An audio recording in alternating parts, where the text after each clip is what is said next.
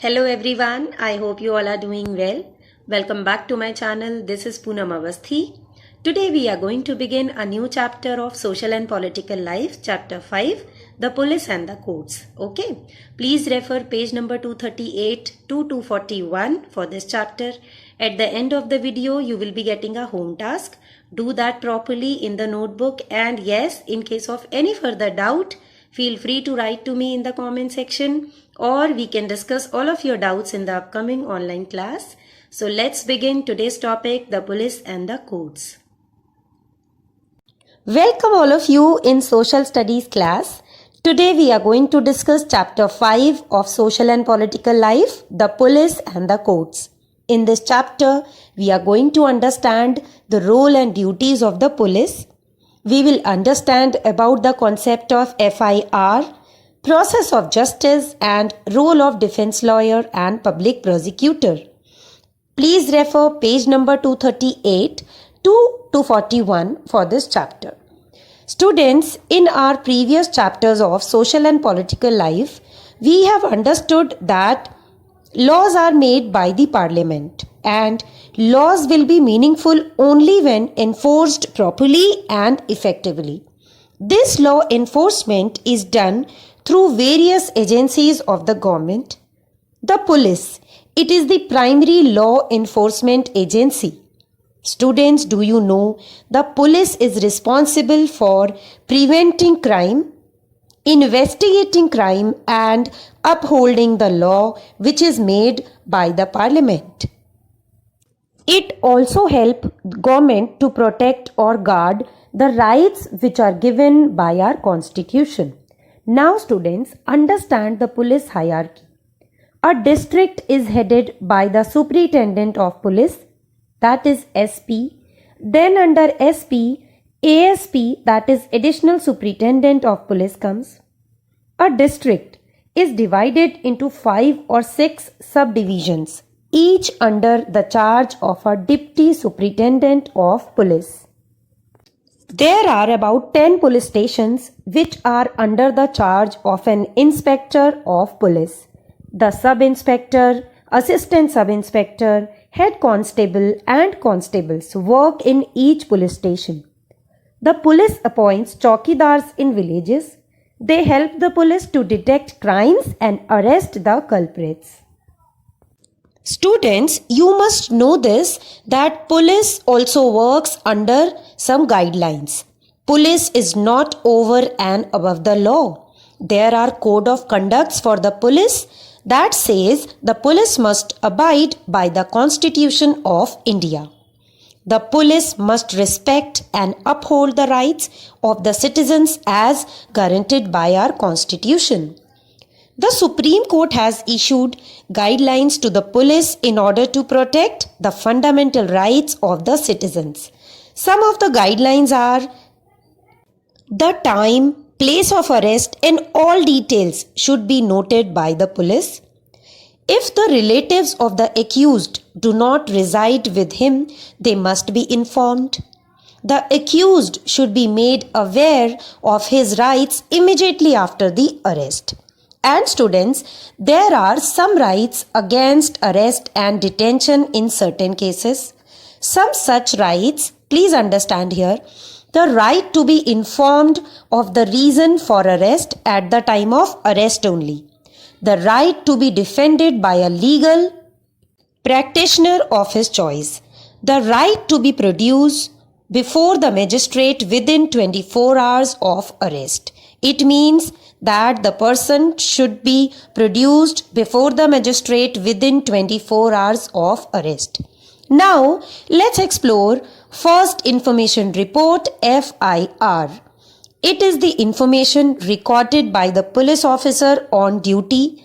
On the basis of FIR only, the police begins its investigation.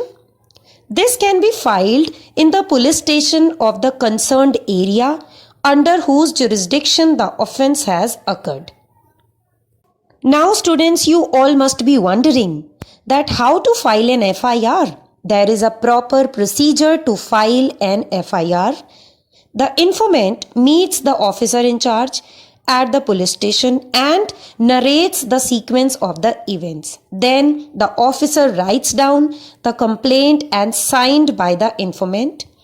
The information then entered in the book by the officer. Then the copy of the FIR is given to the petitioner. Students, I would like to add here all the details of the event like date, time, place, name and address of the suspect and petitioner, description of the crime and the section of the law which applies to the offense. This all must be written in the FIR. And students, if the officer in charge refuses to file an FIR, then what would happen? Then the information may be sent in writing through post to the superintendent of police, and then police can work accordingly. Now understand directives of the Supreme Court on FIR. So, an FIR must be filled as soon as the information about an offense is received. Before beginning the investigation, the concerned police officer should make an inference from the facts mentioned in the FIR. An FIR can be registered at a police station even if the scene of crime does not fall in the same area.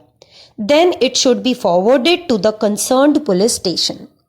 Now, understand the process of criminal justice. Students, court cannot act on its own. Only if a victim makes an appeal before the court can the court act.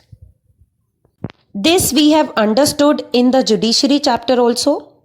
Now students, in matters of family and property disputes, the involved parties approach the court and the court settles the matter. In criminal cases, the aggrieved files an FIR. Then police begins the investigation. It examines the crime scene, questions the witnesses, records statements, search and collects evidences, and if needed, then police interrogates the suspect. After this, if police finds sufficient evidences against the accused, it arrests him, and then the police files a charge sheet in the magistrate court. Now, what is a charge sheet? A record of charge made by police is called a charge sheet. After the charge sheet has been filed, the trial begins. The accused is given opportunity to defend himself. In India, a person is considered innocent until proven guilty in the court. If the court finds the accused guilty, the court awards punishment then.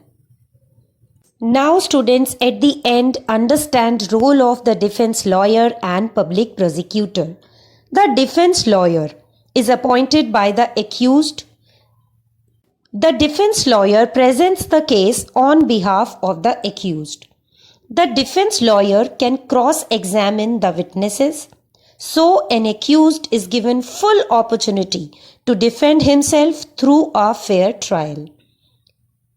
As we all know, judiciary in India is independent, so the judge passes an impartial judgment only after hearing both sides of the case. Now, the public prosecutor presents the case of the petitioner and is appointed by the state. The public prosecutor presents all the facts, evidences and witnesses before the court to prove that the accused is guilty. So, in the court, the defense lawyer presents the case on behalf of the accused, while the public prosecutor presents the case on behalf of the petitioner. By this, we are done with this chapter number 5, the police and the courts. I hope chapter is very clear to you. Now please have a look to the home task. Do it positively, and in case of any further doubt, feel free to ask in the comment section or ask it in the upcoming online class. Students, please don't forget to like and share the video. This is it for today. Thank you so much for watching. Keep watching, keep learning.